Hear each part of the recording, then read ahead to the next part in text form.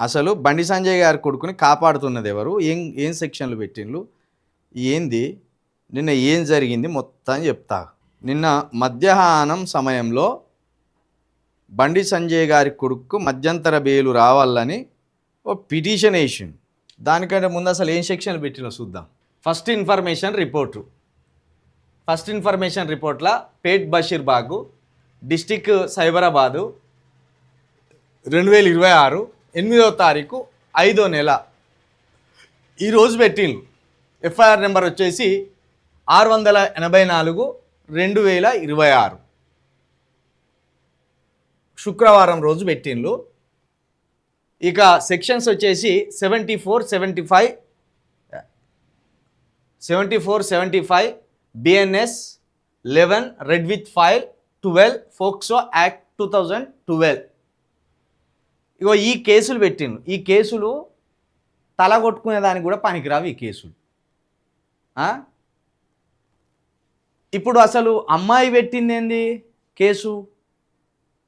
బండి సంజయ్ గారి కొడుకు బండి సాయి భగీరథు ఫేక్ ప్రామిసులు చేసి నన్ను పలుమార్లు వాడుకున్నాడు అంటే శారీరకంగా నాతోటి కలిసిండు, ఫిజికల్గా నాతోటి కలిసిండు, నాపై అత్యాచారం చేసిండు, నన్ను శారీరకంగా అనుభవించిండు. ఓ విధంగా చెప్పాలంటే అది రేప్. ఏది? మైనర్ బాలిక కాబట్టి రేప్. నన్ను రేప్ చేసిండు, నన్ను మానభంగం చేసిండు. అది పలుచోట్ల చేసిండు. 5 స్టార్ హోటల్స్కి తీసుకుపోయి మానభంగం చేసిండు, ఇటు ఫామ్ హౌస్లోకి తీసుకుపోయి మానభంగం చేసిండు, టూర్లకు తీసుకుపోయి మానభంగం చేసిండు అని ఒక మైనర్ బాలిక ఫిర్యాదు ఇచ్చింది. ఇగో ఇట్లా ఇచ్చింది ఆ అమ్మాయి. దీనికి ఫేక్ ప్రామిసులు, ఇట్లా మానభంగం చేసే దానికి ముందు నిన్ను పెళ్లి చేసుకుంటానని అబద్ధపు ప్రమాణాలు చేసిండు అని ఆ అమ్మాయి కేసు పెట్టింది. కానీ వీళ్ళేం సెక్షన్లు పెట్టిండ్రు? కేవలం బలవంతం చేసిండు, నాతోటి తిరుగు అని బలవంతం చేసిండు, నాతోటి ఉండు అని బలవంతం చేసిండు అని వీళ్ళు పెట్టిండ్రు. ఈ సెక్షన్లు కూడా ఇది ఏదైతే 74, 75 BNS ఉన్నదో, లేకపోతే 11 రెడ్ విత్ ఫైల్ 12 ఉన్నదో, ఈ సెక్షన్లు మహా అయితే ఒక ఏడాది, అసలు ఈ 74, 75 అయితే ఒక ఏడాది లోపే శిక్ష ఉండే సెక్షన్లు. ఈ 11, 12 అయితే ఓ 2 ఏళ్ల నుండి 3 ఏళ్ల పాటు ఉండే సెక్షన్లు. అమ్మాయి పెట్టిన కేసు ఏంది? మీరు పెట్టిన సెక్షన్లు ఏంది? రేప్ కేసు కిందికి ఇవే సెక్షన్లు వస్తాయా? ఫోక్సో కిందికి ఇవే సెక్షన్లు వస్తాయా? ఒక మైనర్ బాలికను శారీరకంగా వాడుకొని ఫేక్ ప్రామిసులు చేస్తే ఇవే కేసులు వస్తాయా? ఇవే సెక్షన్లు వస్తాయా? సమాజంలో ఇప్పుడు అందరికి అవగాహన వచ్చింది కదా. సమాజంలో సెక్షన్ల పట్ల అంతో కొంతో అందరికి అనుభవం వచ్చింది. కాబట్టి ఆ అమ్మాయి ఏమో నా మీద మానభంగం చేసిండు, నాకు అబద్ధపు ప్రమాణాలు చేసిండు, నన్ను మానసికంగా వేధించిండు, నన్ను అక్కడికి తిప్పిండు, ఇక్కడికి తిప్పిండు, నన్ను శారీరకంగా హింసించిండు, మానసికంగా హింసించిండు అని ఆ అమ్మాయి కేసులు పెడితే, వీళ్ళేమో బలవంతం చేసిండు, సెక్సువల్ హరాస్మెంట్ చేసిండు, సెక్స్ జరగలేదు అనే సెక్షన్లను వీళ్ళు జోడించిండు.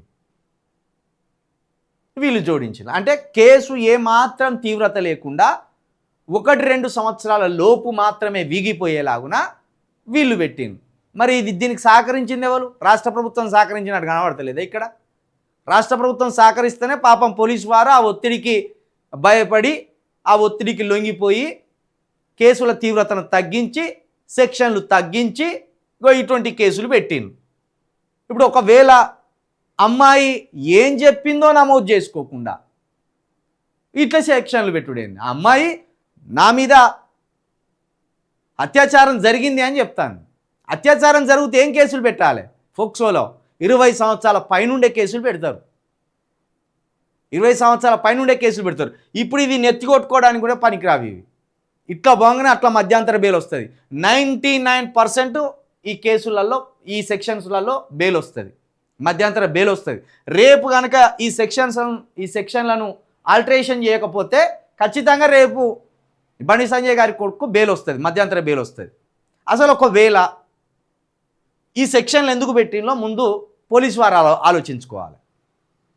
ఎవరి ఒత్తిడి వల్ల ఈ సెక్షన్లు పెట్టిందో ఆలోచించుకోవాలి. ప్రజాస్వామ్యవాదులు, ఇతర పార్టీల వాళ్ళు అందరికీ ఈ ఎఫ్ఐఆర్ పోయే ఉంటుంది. ఈ ఎఫ్ఐఆర్ పట్టుకొని అదేవిధంగా ఈ అబ్బాయి మధ్యంతర బెయిల్ కావాలని నిన్న హైకోర్టులో ఓ పిటిషన్ వేసాడు. 47 పేజీలతోటి కలిసిన ఒక పిటిషన్ని వేసిండు.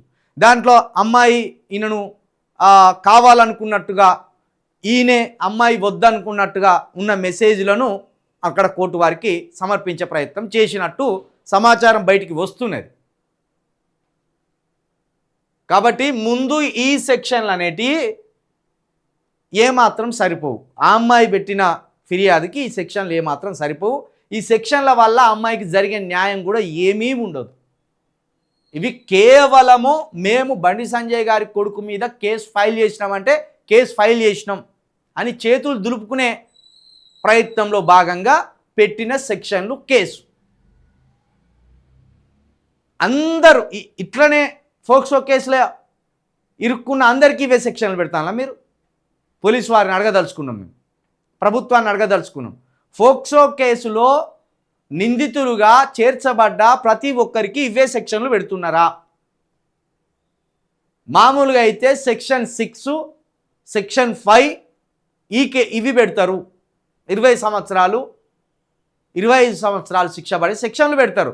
ఏది? మైనర్ బాలికను శారీరకంగా వాడుకున్నప్పుడు. మరి ఇప్పుడు ఈ బాలిక నన్ను ఏడాది పైగా వాడుకుంటాను అని పెట్టినప్పుడు మరి ఈ రకమైన ఇట్లాంటి సెక్షన్లు ఎట్లా పెట్టిండ్రు? ఇట్లా సెక్షన్లు పెట్టి ఎవరిని కాపాడాలనుకుంటున్నారు? ఎవరు కాపాడమని చెప్పిండ్రు? ఎవరి ప్రయోజనాల కోసం ఇలాంటి తీవ్రత లేని సెక్షన్లు పెట్టిండ్రు అనేది ప్రభుత్వం వారిని, హోంశాఖ మంత్రి వారిని, ముఖ్యమంత్రి గారిని స్పష్టంగా అడగదలుచుకున్నాం. జర్నలిస్టుల మీద చిన్న చిన్న ఆరోపణలు చేస్తేనే 7 సంవత్సరాల లోపు సెక్షన్లు పెడతాను. మీరు ఫోక్సో కేసుకి 3 సంవత్సరాలు 1 సంవత్సరం సెక్షన్లు పెట్టిందంటే మీ దుర్నీతి అర్థమైతే లేదా? మీ లోపాయకారం పొందాలి అర్థమైతే లేవా? ఎవరి కోసం ఎవరు ఇక్కడ ఈ రాష్ట్రంలో పనిచేస్తున్నారు అనేది అర్థమైతే లేదా? ఖచ్చితంగా దీన్ని ప్రజలు ఆలోచించాలి. మిగతా ప్రజలు ఆలోచించడంతో పాటు పార్టీలు కూడా వీటి మీద ఫోకస్ చేయాలి. ఆల్మోస్ట్ దీంట్లో బెయిల్ వస్తుంది, ఈ సెక్షన్ల కింద ఆల్మోస్ట్ బెయిల్ వస్తుంది.